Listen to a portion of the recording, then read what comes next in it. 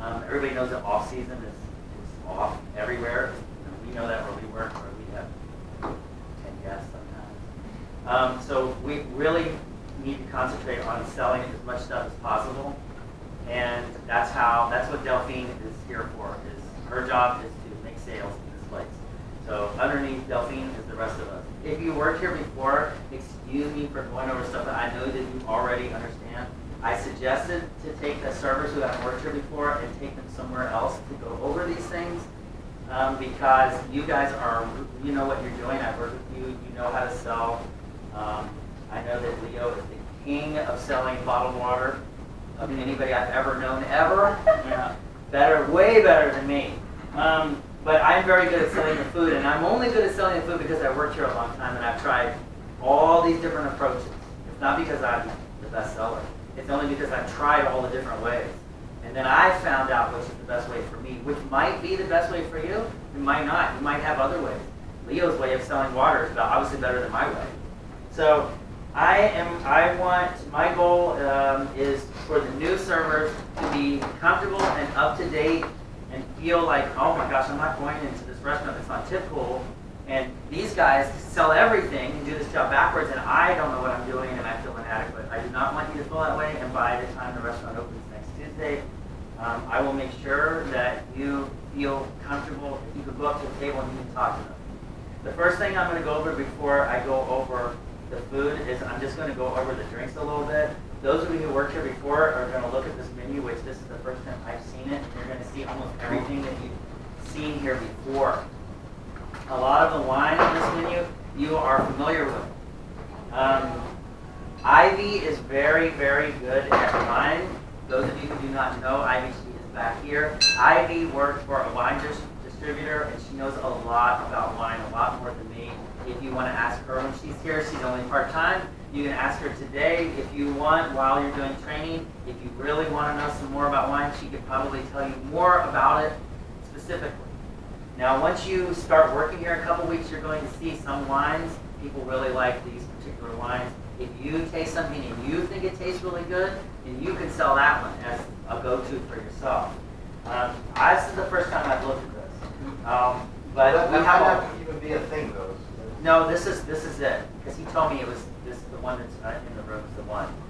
The thing that we sell mostly here, though, are the cocktails.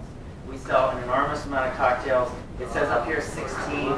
It's not 16, it's 14. And as Leo pointed out earlier, the alcohol that goes in the drinks is just base vodka. Before, when it was SVE, it was signature drinks with signature ingredients like Belvedere this or Ketel One that. It's not like that now. Now you have the opportunity to upsell, and trust me, people want to buy it. A lot of people come in here and say gluten-free. You can already say, guess what? Like what Leo said, Tito's is gluten-free. But people will say, we'll ask you, and then sometimes you can ask them. What you want to do with the drinks is you want them to be able to name their specific alcohol that they want, but you don't want to push them. You don't want to make them feel like if they ask for tap water that they're absolutely cheap and should be sitting down. Or, I'll just have the base vodka. You don't want them to feel uncomfortable to say, I just want the base vodka. But you want to give them the opportunity to order Ketel One or Tito's or whatever their favorite vodka is, because we have it, or whatever their favorite drink is, their favorite call brand. You can ask them if they have a particular kind that they like, and then sometimes they'll just a little small well. Then they don't feel uncomfortable. But a lot of times people will say, what do you have? I have this, this, this, this. You don't say, I have all those and then well. You just say, we have Absolut, we have Ketel One, we have Tito's. They'll probably 80% of the time probably name one that they want.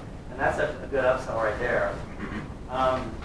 But when you taste these drinks, you're going to taste them. All you have to do is taste them one time, even though those of us who work here, we taste them 1,000 times.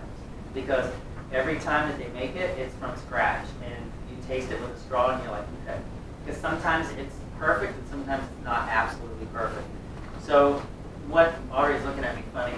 Well, everything is made and it's put at the bar. So sometimes you take a straw because you'll know the lady told you, I like it like this, I like it a little sweet, I like it a little, and you know what she wanted, and you want to make sure you typed it in for the bartender to make it that way.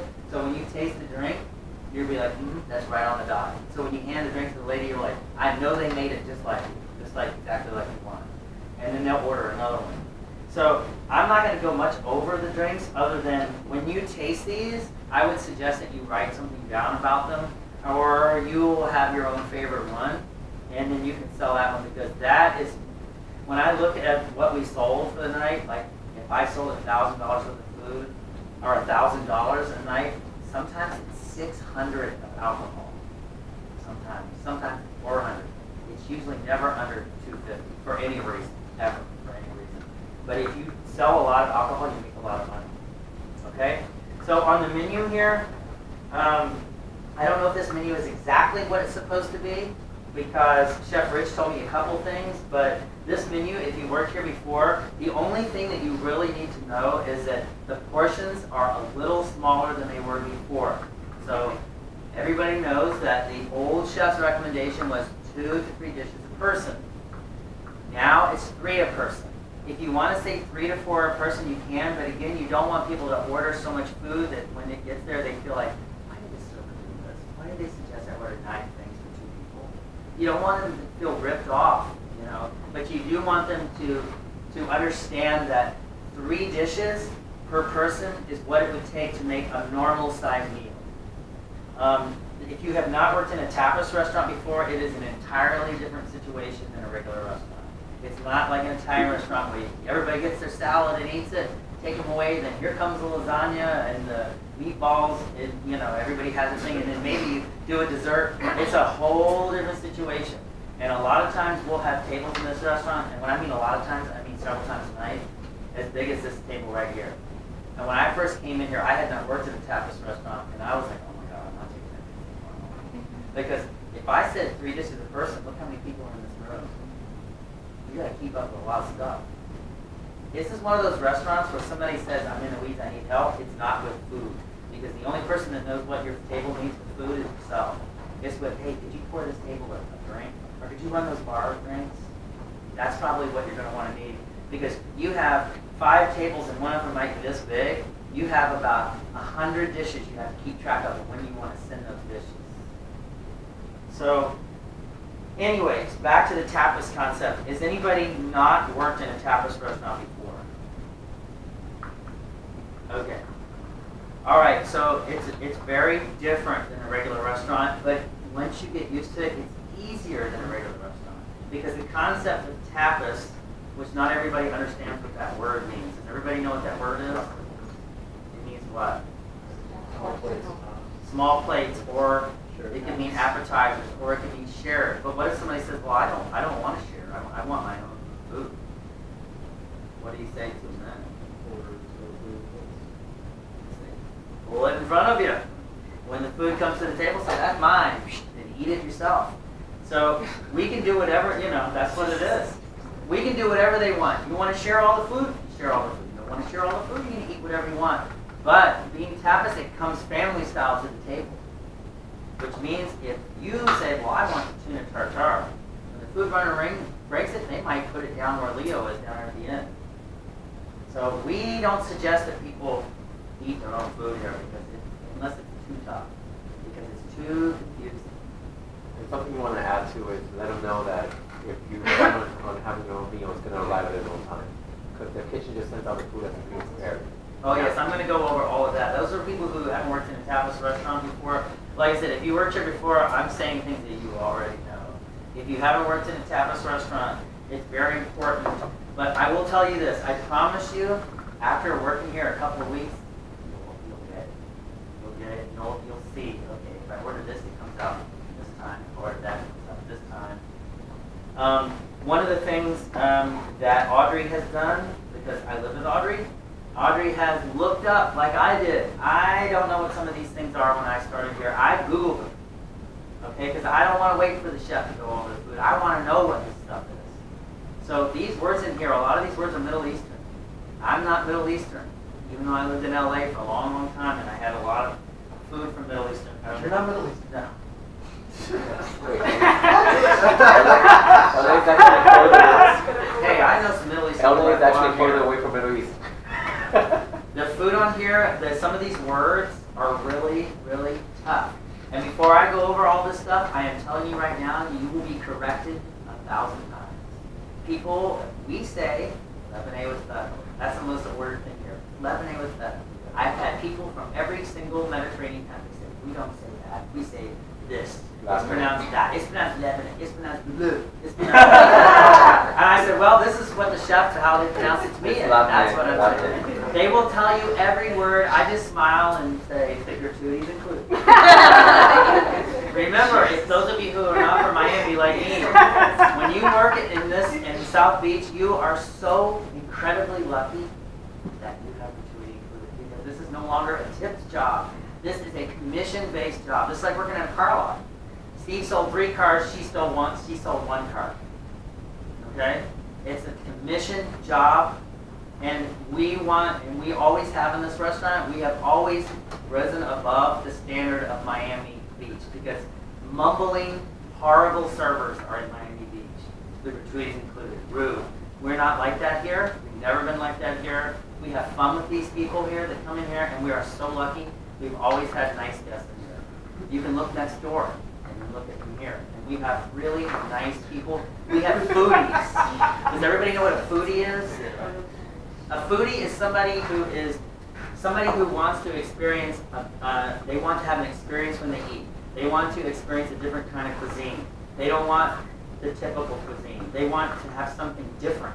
So they look up this place. People will come here that've never been in here, and they know everything about the whole thing. I read where your chef's from. I know what your food is like. People say this is the best thing. What do you think? So you don't have people that just wander off the street that go, oh. I mean, they do, but not very often. You have a lot of people that come here, and they came here because they read about it, and they want to come in here and eat. And that makes us have a nice clientele.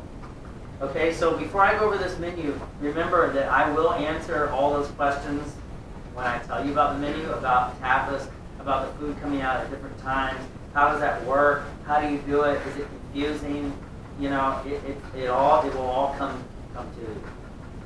So while I go over this, as Leo said, it is important to understand that this food is served family style here. Those of you who worked with me before know when I talk to a table, and Jose was definitely like this too, when he works here, you have to be loud and you have to be direct. This is the way that the food comes, and when you do that, everyone looks at you like you are looking at me like, okay, this guy's running the show. This is how it's going to be done. This is the only way it's going to be done. You're going to love it, and that's how it works. That's how you take care of these tables here, and just you take care of it, and it'll all come out, and they will love it. And at the end of the meal, they'll think it's great. So when you tell people, you tell them the food is served family style. Family style means what? Shared. It means shared, but what else does it mean? What else does it mean? Sometimes it can be this big. I could serve a pizza right here to the middle of the table. It's this big. It comes out at different times. It comes out when it's ready, right? Some people will not want to give you their order because they're afraid you're going to send all the food at one time and they'll be flooded with food and everything's going to be cold by the time you get to it. I tell people, I'm like, look, I'm going to send your food out. When I see stuff on the table, I go, okay, it's time to send some more. Then I'll send some more.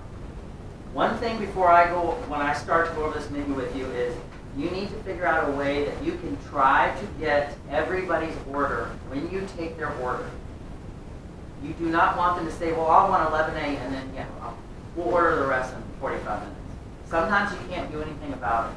And if you can't do anything about it, you let it slide, you let it go. But what you say to a table when you go up to the table and you go over the menu with them is that the chef recommends that I get your entire order. So we can send stuff out in waves for you. So it makes sense for you. People are eating some food, and they kind of get it sort of done, and then some more food comes out. And that gets kind of done more food. You don't want them to keep the menus on the table for so many reasons. One is, does anybody tell me some of those reasons why you don't want the menus on the table? Yes. Do you know how expensive these things are? They're expensive. And they will get soiled and wet, and then we run out of menus, then they'll have to print them on the little tiny thing like they've had to do. This job and my other job is full-time, by the way, which is similar to this job. It's a similar kind of menu, except it's Mexican. That's one thing. They get dirty, they're expensive. What's another reason? Use it for other stuff. Yeah, but what's another? It looks messy on the table. It looks messy, but what's another reason why you want to get their order? So if we order anything else, so it comes down. Somebody who's been here a million years, what's another reason why that you want to get their order? You want to know what they're having, for what reason? So you can get to your other table. Yeah. And you start tasting all the food. Yes. When you work here a few weeks, you'll be like, okay, some of this food kind of goes together. You can kind of create their experience. This is a big party in here right now, but let's just say it's me, Sam, and Audrey. We're sitting at a table, and I come up and it's 3 people, okay? So it's 3 people. So let's say they order 9 dishes. And I'll go up to the table, and I will explain to them the menu, and then they give me the 9 dishes. Now they don't have to deal with anything. And I'd be like, okay, well, they ordered all different stuff in the menu. So you know what, I'm going to send them, because this kind of, you want to send like the dips first. You don't have to, but it kind of makes sense. So you kind of send what makes sense. And then when I see the 3 dishes or 4 dishes that I sent, once I see them on the table, I'm like, okay, it's time for them to have some more food. So when you take their entire order, you have more control over the food, which means what with the table? They get to enjoy all the food and what? So, Great experience. yes, you're creating an experience, but what else is it? Do you know our hours are not? Yeah. No, it's The a- time at the table. Keep going. Control it. Yes. Do you want those people with the $100 check, these 3 here, because they're not big spenders, do you want them to sit there for 3 hours? No. You cannot let people order one thing and then 30 minutes later, we'll have this. 30 minutes, we'll have that. You will be, this happens. It does happen. There's nothing you can do about it. You're not a loser if that's what happens. We're not going to look at you like, well, we're all on typical and she can't turn the table. We know it happens. But you will never let them know that you want them to take the order. That you need to get the order. You need to have the food come out. You want them to enjoy the food. You want them to have dessert. And then you want them to go bye-bye. So you can get to the table. Well, there's some customers that even like be on the screen, the food comes out on the time, so I'll be like, I don't care. Then you let them do it. As the lady said, the hotel manager, what she said, you don't want to say no to a table. You don't want to ever be rude to a table. You don't want to, you want to do what they want. You will know that some people come in here with tank tops, flip-flops, and they're just eating and going. But you will get a couple that they've read about this restaurant. They're going to come in here, they're going to sit somewhere, and they're going to have a bottle of wine, and they're going to have expensive food. There's a lot of different levels of service in this restaurant. There's people who are coming in here casual, and there's people who come in here and they want a fine dining experience. They want the yes ma'am, no ma'am server. They want the Ritz-Carlton server. You know what? They're going to have a $350 check, and what do? Yes. Give them that service. Absolutely. But you'll have this table that wants that, and you'll have this table over here that orders 3 things, and they just want to go in and out. Another thing that you get in this restaurant is you get a lot of people who have been flying all over the world, and they just landed. They're supposed to be eating lunch, but guess what? They've arrived so far back in time that it's now dinner time, and they're exhausted. Okay? You'll get people from the hotel, too. You can't make people do things, but you want to try to sell as much as possible, and you want to have their food come out appropriately, but you never want to rush somebody. So I don't want to make it seem like I want to rush people out the door. But people that, like, let's just say you get your dip and you get your flatbread. You get your mushroom flatbread and you get your dip. Okay? You, the server, if the food, you don't want them to get their next 3 dishes 30 minutes from now, do you? No. You want to always have something on the table. That's how you want it to be here. Always have something on the table. And I can tell you, especially being on a tip pool, you can ask Ivy. You can ask Stephen, who just left. You can ask Leo. You can even ask Alicia. She gets it. She's worked here, but she wasn't a server, but she was a host. We all want to work together, and we all want everything to be, it's not a competition. But I tell you what, if it was with servers, if you were trying to outsell each one, what does that mean? You can make a lot of money for everybody. So that's, that's what we want to do. Okay, so with the menu, if you worked here before, the difference, like I said, the dishes are smaller. But that's it. The menu's smaller, so it's even gonna be easier for you guys. Really, really easy. Is there a clear experience? Yes. He asked me something. This is something that is very different. There are two, what we formerly called Clio experiences on this menu. We had them for a long time and then we got rid of them. Okay? We have them on this menu. They're not called the Clio experience, which we will probably all say Clio experience. We'll be like, wait, that's not what it is. We have the meze dinner. We also have the chef's signature dinner.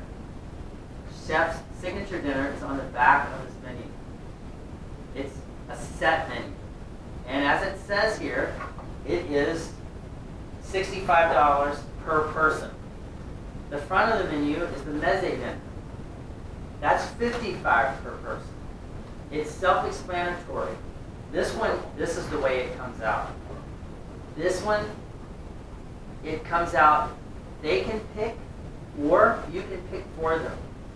It's different than it was before. Before, I didn't even let them pick. I just picked it for them. Because I work here, I know what the best stuff is. I know what they're going to like. And I don't know how that's going to go. I can make suggestions, so can you. But you want them to get their money's worth. You want them to order the best stuff. As you go through this menu here, you're going to see there's some things that are outrageously popular and some things are not quite as popular.